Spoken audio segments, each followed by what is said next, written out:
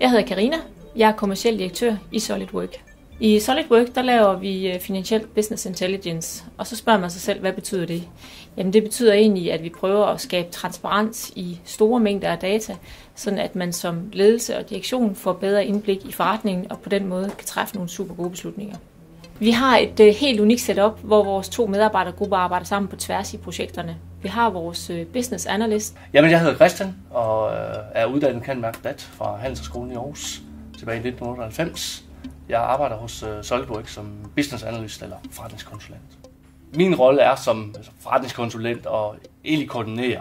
Vi kan have en rolle både som projektleder, men vi kan også være udførende konsulenter på opgaven.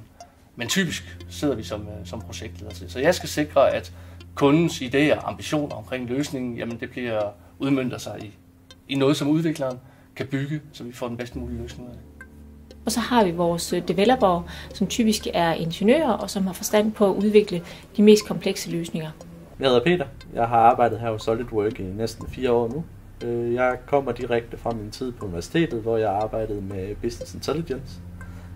På universitetet der studerede jeg datalogi. Min rolle i kundeteamet er at sørge for, at kunden de får en teknisk god løsning, som virkelig understøtter deres behov. En god arbejdsdag er, når man har fået lov at arbejde med nogle spændende problemstillinger, fået lov at knække nogle nødder. Et eller andet, man måske ikke har set før, hvor man virkelig kan få lov at bruge sine kompetencer. Jeg håber, at rigtig mange af jer, der ser filmen, får lyst til at søge ud på SolidWork.